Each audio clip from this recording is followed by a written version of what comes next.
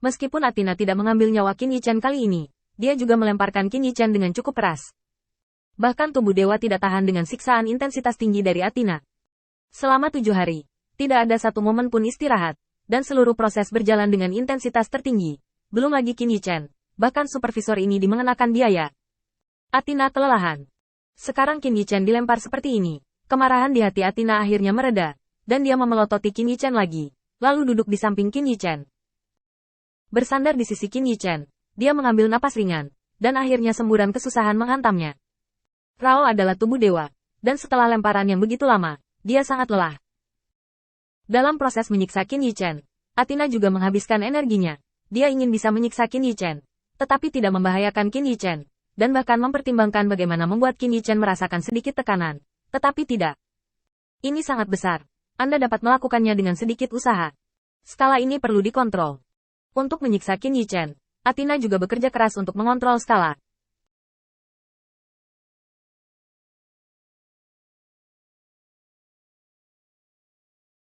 Saat menyiksa Qin Yichen, itu juga merupakan siksaan yang tidak bisa dijelaskan baginya.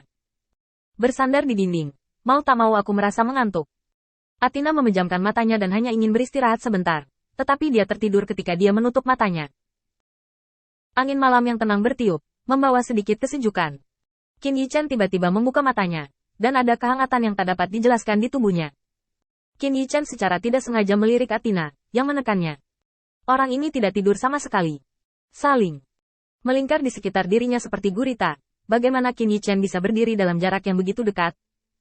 Itu, Athena, biarkan aku pergi. Toh kita punya sedikit kasih sayang. Qin Yichen dengan ragu-ragu mengucapkan kalimat ini, tetapi tanpa menunggu jawaban Athena untuk waktu yang lama. Qin Yichen mencoba menepuk kepala Athena. Tapi bagaimanapun juga, dia masih tidak mendapat tanggapan apapun, dan Qin Yichen menghela nafas lega.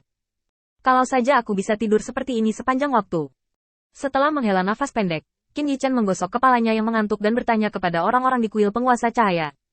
Sudah berapa lama aku meninggalkan kuil penguasa cahaya? Setelah tertidur malam ini, Qin Yichen benar-benar mengabaikan waktu dan tidak tahu apa yang terjadi di luar. Tanggapan lelaki tua itu masih sangat tepat waktu. Tuan Hui Guang, sudah 2 hari, di mana Anda? Kemarin, para pemberontak itu berkumpul di wilayah bintang awan gelap dan sekarang menghadapi Olympus. Tuan Cahaya, apakah Anda ingin pergi? Saya pikir saya bisa mengikuti Olympus untuk mencari tahu beberapa informasi. Jadi saya menyetujui permintaan Zeus dan mengikutinya di bidang bintang dewa petir terdekat di bintang awan gelap.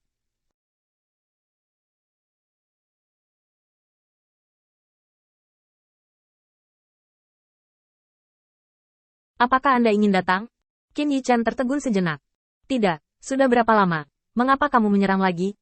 Baru lebih dari 10 hari sejak godaan terakhir dari orang-orang ini. Bagaimana mereka bisa melancarkan serangan begitu cepat? Di dunia ini, semakin kuat seseorang, tunduk pada tubuh ilahi, kecepatan pemulihan tubuhnya dapat digambarkan sangat lambat. Setiap pertempuran adalah langkah yang sangat berisiko bagi orang-orang ini. Karena begitu mereka terluka parah, itu berarti bahwa di dunia mereka akan jatuh ke dalam kondisi cedera untuk waktu yang lama, yang sangat tidak disukai Tuhan. Dan lawan sudah meluncurkan serangan pada mereka setelah hanya setengah bulan? Ini adalah persiapan backhand yang lengkap, atau ini adalah langkah untuk menghancurkan Olympus sepenuhnya. Penatua Sai, berdasarkan informasi yang Anda amati dalam 2 hari terakhir, apakah mereka punya rencana untuk berjuang untuk hidup mereka? Sai Lao tercengang oleh pertanyaan Qin Yichen. Di mana pertanyaan ini diajukan? Saya baru saja mengumpulkan informasi di lingkungan seperti itu. Dan saya hanya datang ke sini selama sehari. Bagaimana saya bisa menilai apakah pihak lain bekerja keras? Setelah ragu-ragu untuk waktu yang lama, Sai Lao menggertakkan giginya. Tuan Hui Guang, orang-orang ini seharusnya tidak memiliki rencana untuk memperjuangkan hidup mereka sekarang. Saya pikir tata letak mereka harus didasarkan pada penjagaan Jen. Tanggapan ini membuat Qin Yichen terdiam beberapa saat. Di sisi lain, Tuan Sai juga khawatir. Dalam waktu singkat sebelumnya, Tuan Sai tahu apa tujuan dari pertanyaan Qin Yichen. Itulah ujian diri sendiri, untuk menguji apakah indera penciuman Anda cukup tajam. Di medan perang, gangguan apapun mungkin merupakan petunjuk penting. Jika Anda bahkan tidak memiliki indera penciuman yang tajam, Anda tentu tidak memiliki kemampuan untuk tetap berada di medan perang ini. Sai Lao hanya sampai pada kesimpulan berdasarkan apa yang dia lihat, dan dia tidak yakin di dalam hatinya. Bagaimanapun, Tuan Sai telah melihat terlalu sedikit informasi. Jelas tidak mungkin untuk memberikan informasi yang akurat. Menebak harus menjadi mayoritas. Apa yang bergantung pada ini adalah intuisi. Intuisi yang tajam dari medan perang. Sambil menunggu lelaki tua itu mengingatkannya untuk menahan amarahnya, Qin Yichen mengeluarkan dengungan ringan. Sai Lao, ingatlah untuk mengikuti sisi Zeus dan jangan berjalan seenaknya. Lagi pula, kekuatanmu saat ini tidak cukup untuk berpartisipasi dalam pertempuran seperti itu. Aku masih punya sesuatu untuk dilakukan, tetap berhubungan kapan saja. Penatua Sai menghela nafas panjang lega, tapi untungnya, Lord Light membiarkannya berada di sini.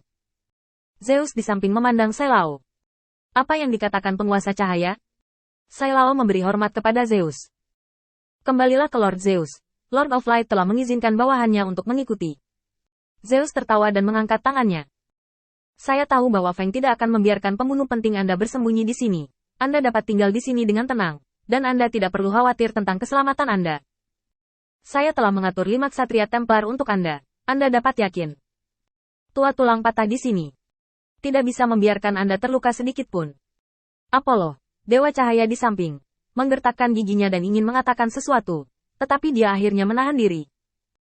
2 hari yang lalu, Zeus menyerahkan metode tracking yang diberikan Qin Yichen kepadanya kepada Apollo, Dewa Cahaya, dan melakukan percakapan selama lebih dari 1 jam. Untuk orang seperti Zeus, jam ini adalah untuk memberikan wajah yang cukup kepada Apollo, Dewa Cahaya. Setelah percakapan yang panjang, Apollo, Dewa Cahaya, akhirnya mengerti mengapa Zeus sangat menghargai Lord of Light. Meskipun dia tidak mempercayai fatalisme sedikit, Zeus memberikan alasannya, dan dia tidak pandai menargetkan mereka di sisi baiknya. Mereka yang menerangi bait Tuhan. Apollo, Dewa Cahaya, hanya menahan sementara sekarang, dia menunggu kesempatan. Kesempatan untuk membuktikan bahwa kuil penguasa cahaya memiliki motif tersembunyi.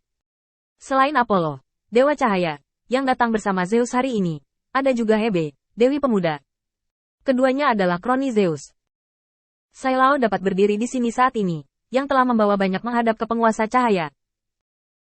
Kembalilah ke Lord Zeus. Baru saja, Master Guang mengirimi saya transmisi suara, mengatakan bahwa dia pergi ke bidang bintang awan yang menelan, dan dia juga meminta saya untuk menyampaikan sepatah kata kepada Lord Zeus, menggunakan cara tentara, yin dan yang sinergi.